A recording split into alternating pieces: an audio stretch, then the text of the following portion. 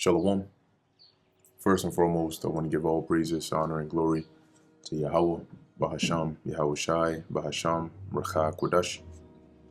Double honors to the elders and the apostles of Great Millstone, and peace and blessings to the elect.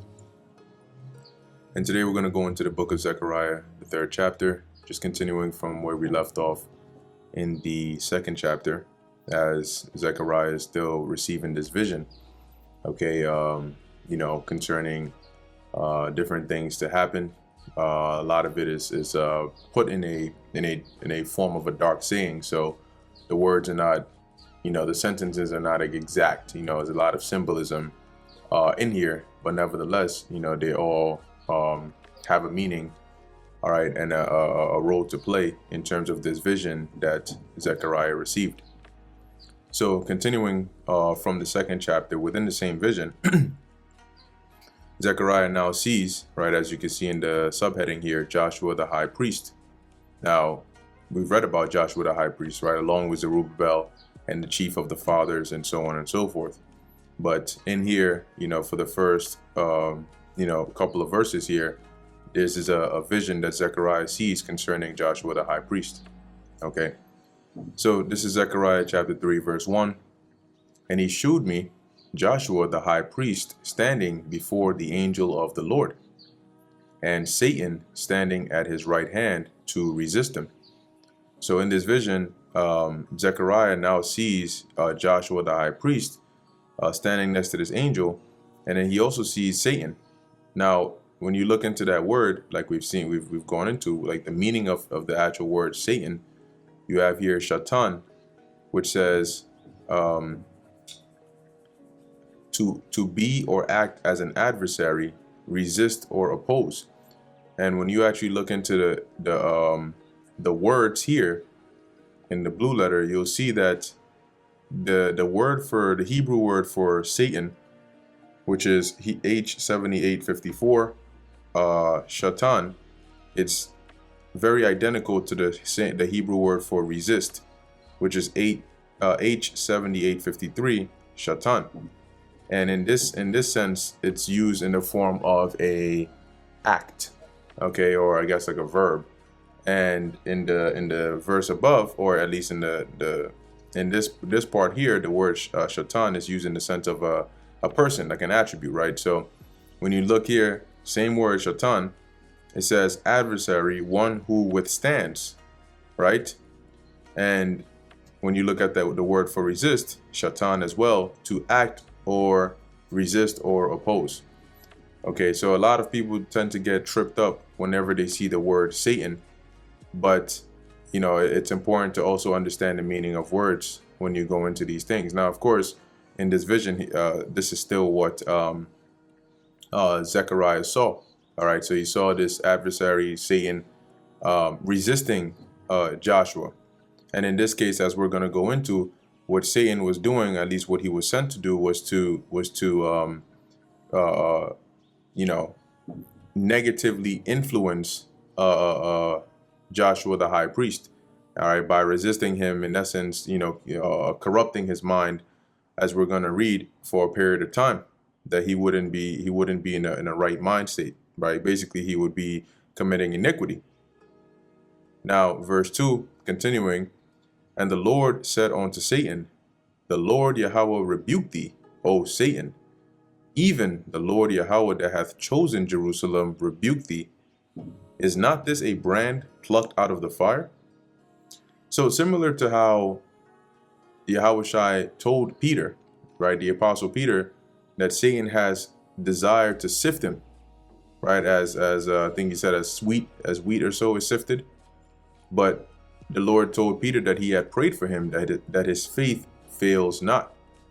So there are certain individuals that the Heavenly Father has given, a special charge over, to where these demons and even Satan cannot have these individuals. They've already been given to Yahweh Shai, and those individuals are the elect. Okay. Nevertheless, these Satan and these demons still desire to try and sift these individuals, to try and resist them, okay, to pull them from the way of righteousness, but we know that that's not going to happen. So as Joshua is being referred to here as a brand plucked out of the fire, meaning that he was one of the chosen vessels.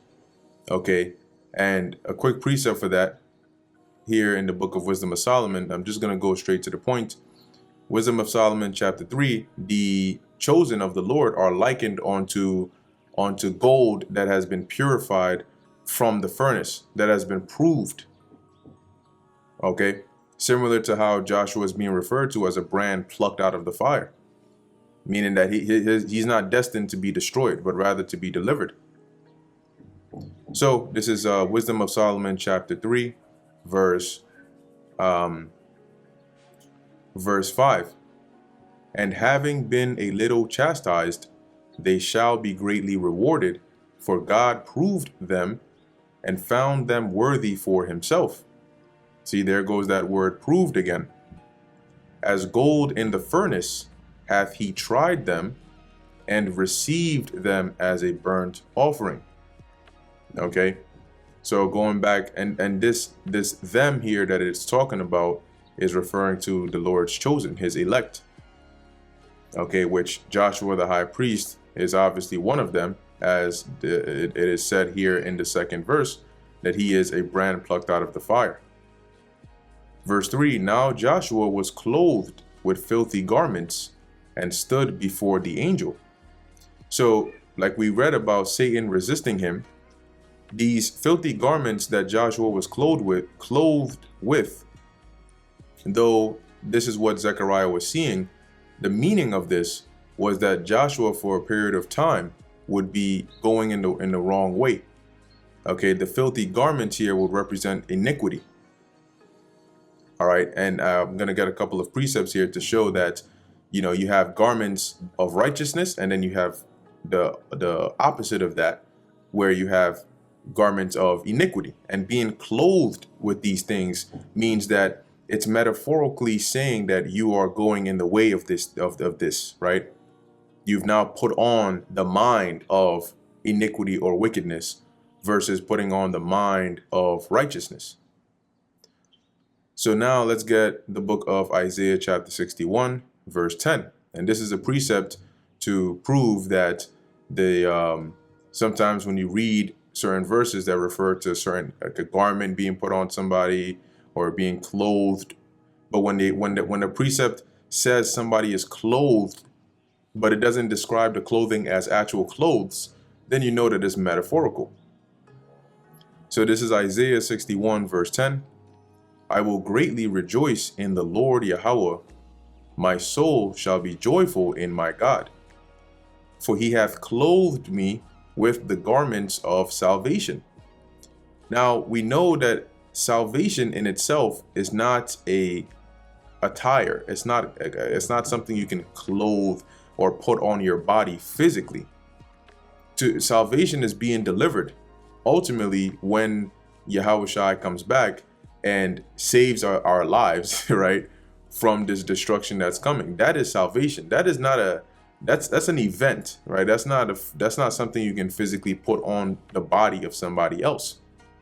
So you understand here that when he talks about being clothed with the garments of salvation, it's speaking metaphorically. He hath covered me with the robe of righteousness, as a bridegroom decketh herself with ornaments, and as a bride adorneth herself with jewels. So just like a bridegroom, as it says here, and a bride will put on these attire and these jewels to make themselves look good, we would put on righteousness. Okay, which is really when you're clothed with righteousness, it means that your thoughts, all right, the way that you live is now after the ways of righteousness. So now let's also get a quick precept here in the book of Revelation chapter 19, verse 7. Let us be glad and rejoice and give honor to him, for the marriage of the Lamb is come, and the marriage of the Lamb is the joining of the elect. Okay, the men, women, and children that have been chosen to be delivered, that are Israelites, with the Lord Yahushua when he comes back. That is the marriage of the Lamb. Okay, the Lamb being the Messiah. So as we're reading here, it says, "For the marriage of the Lamb is come, and his wife," which represents the elect. It's just metaphorical here. It's not the Yahushua. It's not talking about Yahushua having a physical wife, but it's referring to the elect, the body of the believers here as that woman. It says, "And his wife hath made herself ready." Verse 8, "And to her was granted that she should be arrayed." When you're arrayed in something, you're clothed with it, right? So she should be arrayed in fine linen, which is clothing, clean and white, so pure. And then it tells you what the fine linen represents. "For the fine linen is the righteousness of saints, and the saints are Israelites," pursuant to the book of Psalms, chapter 50, verse 5. Okay, so in here, these are a couple of precepts to show you that the clothing, being clothed in this sense with righteousness, all right, or salvation, is to represent being, walking in the ways of righteousness, the things that please the Heavenly Father. And just as you can be clothed with those things, you could also be clothed with filthy garments, which would be the opposite of what we just read. And that was the case for Joshua here in the vision that Zechariah is seeing. Verse 4, "And he answered and spake unto those that stood before him, saying, Take away the filthy garments from him." So one of the angels said this in the vision that Zechariah is seeing. One of the angels commanded that they should take away the filthy garments from Joshua. And so the taking away of the filthy garments from Joshua would be the cleaning or the cleansing of his iniquity, right? Of going in the way of wickedness. The Lord would basically take that perverse spirit off of him and put him in a right mindset. Okay? To walk after the ways of righteousness again. "And unto him he said, Behold, I have caused thine iniquity to pass from thee." See, so the angel tells another angel here in this case to take away those garments from Joshua, and then tells Joshua, hey, look, see, the representation of me having those filthy garments taken away from you is me causing your iniquity to pass from you. So you've now been cleansed from that iniquity, and now you are back to being in a right state, in a righteous state of mind. See, and continuing, "And I will clothe thee with change of raiment." So I'm going to take away that wickedness from you, and I'm going to replace it with righteousness. Okay, like we read in Isaiah 61 and Revelation 19. Verse 5, "And I said," so now, seeing this, Zechariah says, let them set a fair mitre upon his head." So they set a fair mitre upon his head, and clothed him with garments, and the angel of the Lord stood by. Okay, so far what we've read is in this vision that Zechariah is seeing, Joshua the high priest being resisted by Satan would go off. He would be in a state of iniquity for a period of time, but at the end, ultimately, the Lord would have mercy upon him and cleanse him and cause that iniquity to pass away and clothe him with that righteousness. Verse 6, "And the angel of the Lord protested unto Joshua, saying," so he basically proclaimed unto Joshua, "Thus saith the Lord Yahweh of hosts, if thou wilt walk in my ways, and if thou wilt keep my charge," right, meaning my commandments, "then thou shalt also judge my house, and shalt also keep my courts, and I will give thee places to walk among these that stand by."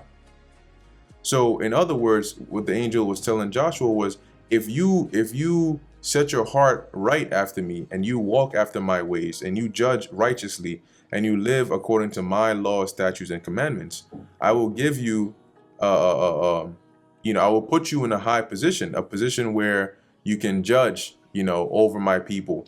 You can keep my courts. It's just metaphorical for saying the same thing.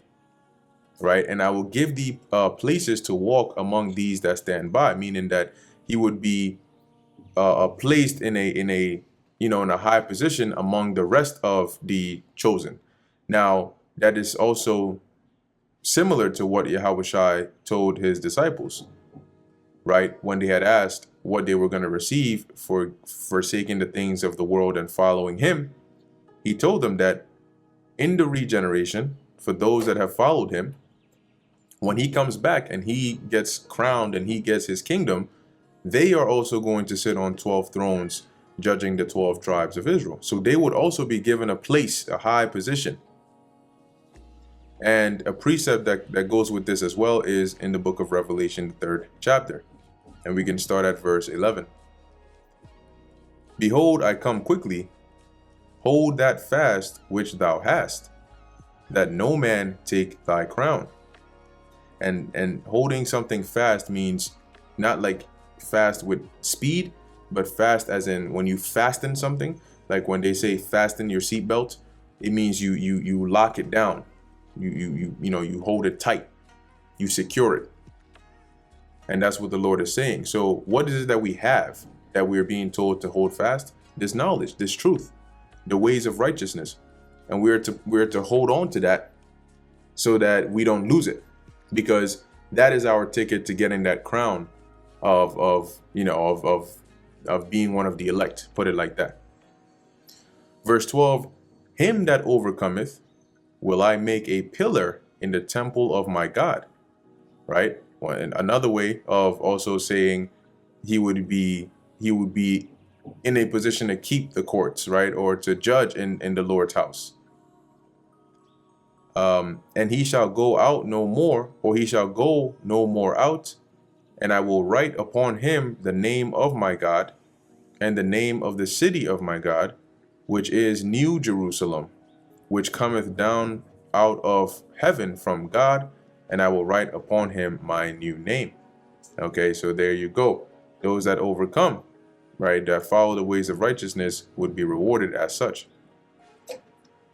And then we get to the last 3 verses here, and in here it really mainly goes into it's a prophecy also of Yahushua coming on the scene, okay, and ultimately the Lord having mercy upon Israel and delivering us until we're in a state of peace. So Zechariah chapter 3 verse 8, hear now, O Joshua the high priest, thou and thy fellows that sit before thee, for they are men wondered at.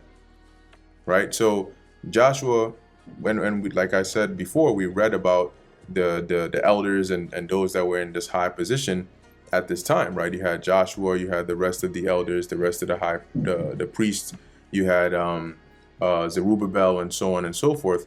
And as it says, these are men wondered at, because these men were men, high in the spirit. And when we read, I believe it was Zechariah, the 1st chapter or the 2nd chapter, it was even mentioned about, or even I believe it might have been Haggai, the 2nd chapter.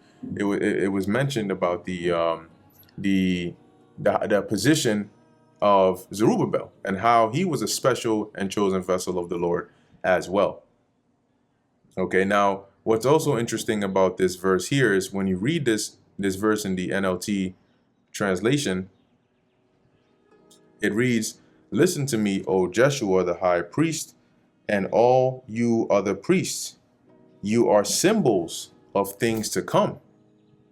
Okay, soon I am going to bring my servant the branch.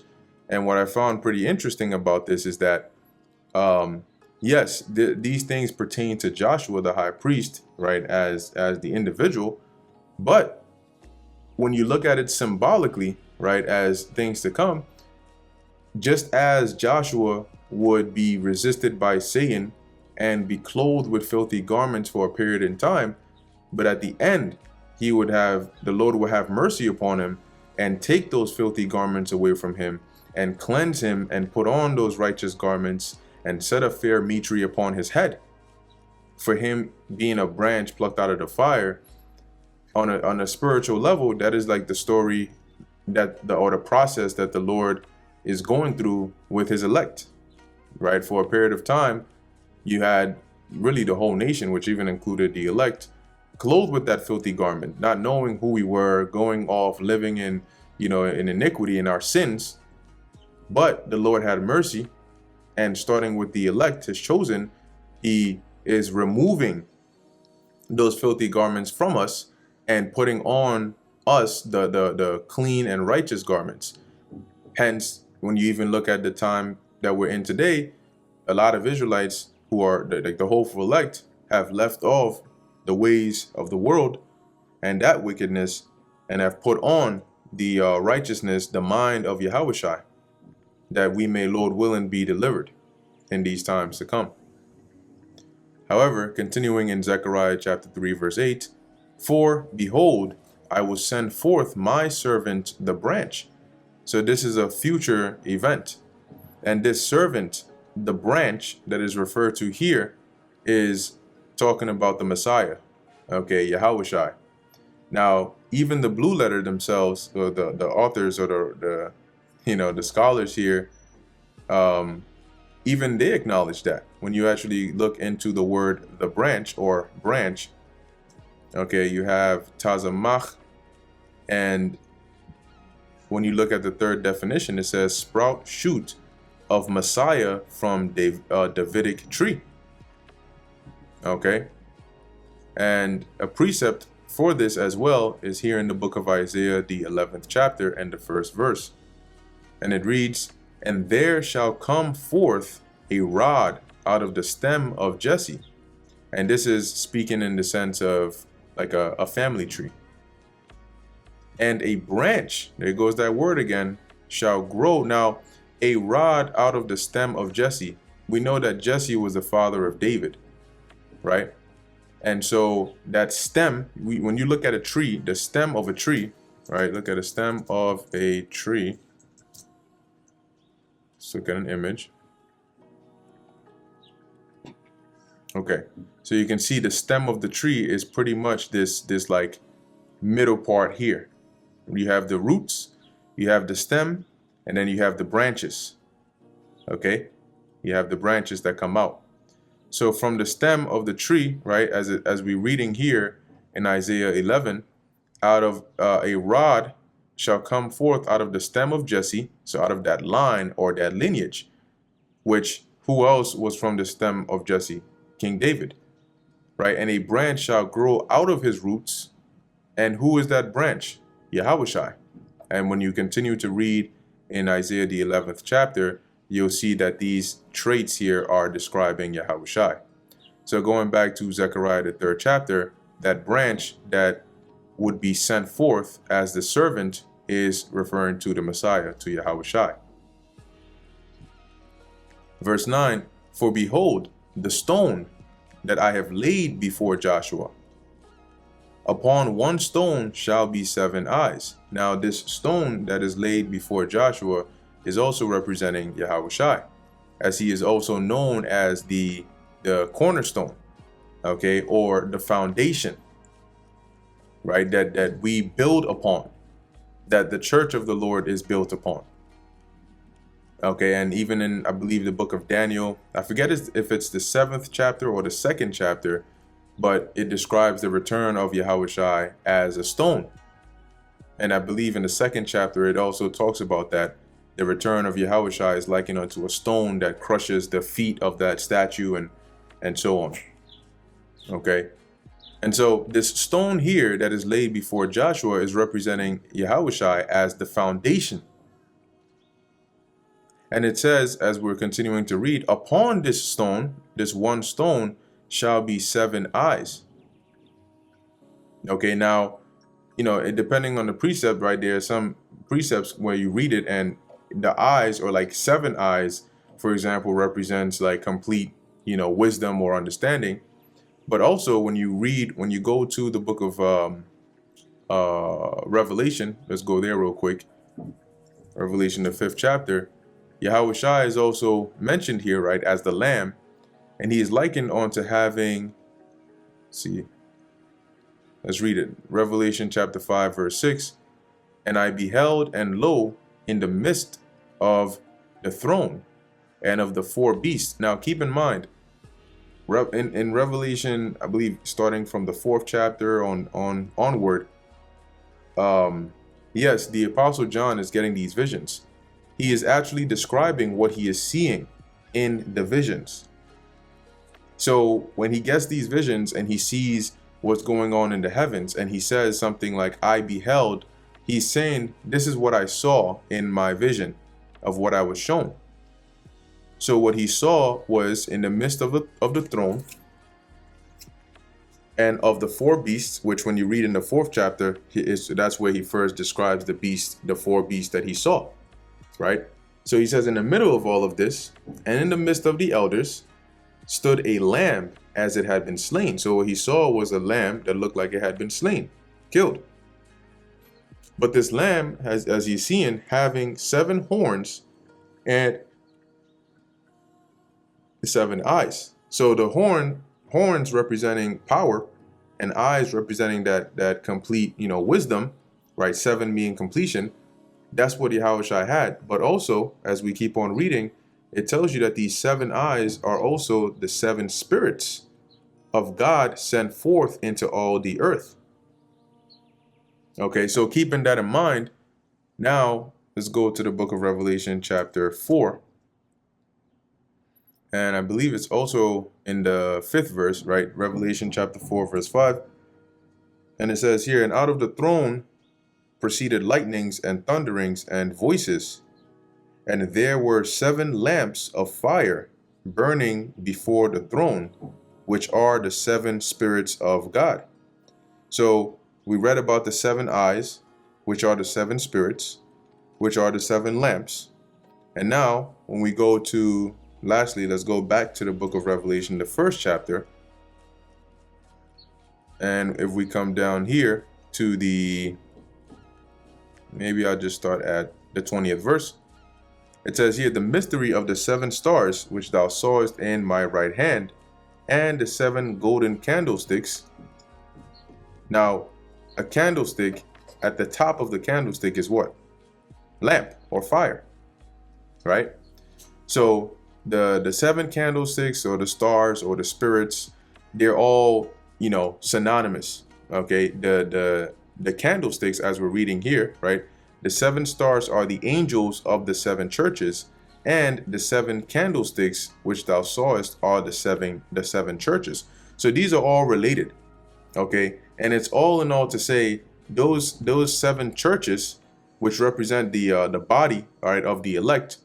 Now, back during this time of the Apostle John, you had Ephesus and Smyrna and all of the other 7 churches here.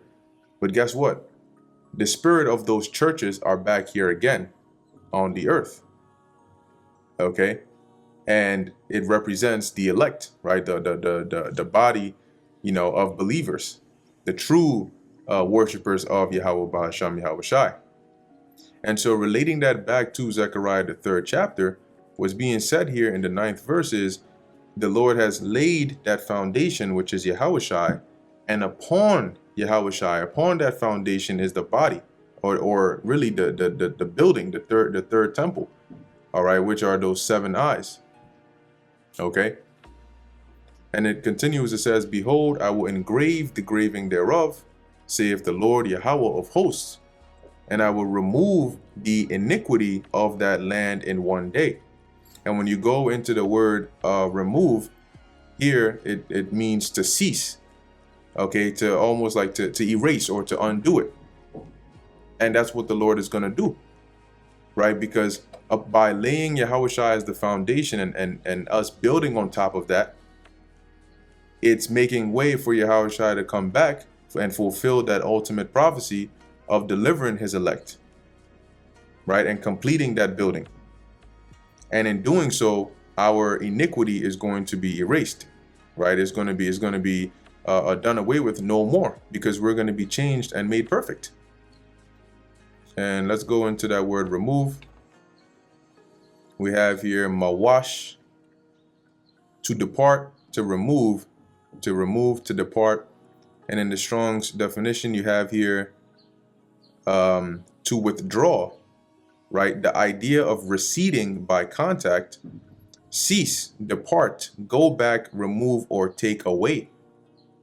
And now if we get a quick precept, I believe this is in the book of Jeremiah 50 and 20. And it reads, in those days. Now, when you read some of these precepts and you hear things like, in that day, there shall come to pass, in those days, it's prophetic. Okay, and depending on the context as well, because sometimes you may read that and that prophecy has already been fulfilled. But when you're reading it and it's using this sort of language when it's describing the time period, it's mainly, most of the time, prophetic.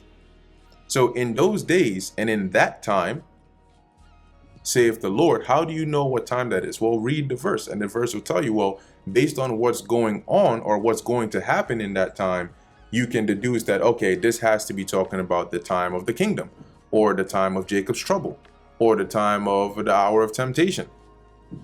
But it's talking about sometime in the future. So in those days and in that time, saith the Lord, the iniquity of Israel shall be sought for, and there shall be none. And the sins of Judah, and they shall not be found, for I will pardon them whom I reserve. See? And we know that now we know this has to be in the future, really, when Yahushua comes back and delivers his elect and going forward into the kingdom, because right now that's not the case. You don't even need to search and you'll see Israel's iniquity all over the place.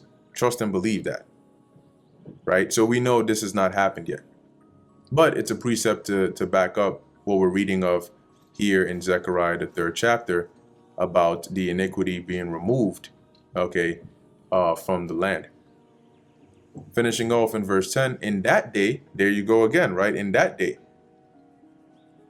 So in the day that the iniquity is removed, in that day, the same here as like in Jeremiah 50 and 20, right? In that day, saith the Lord of hosts, shall ye call every man his neighbor under the vine and under the fig tree.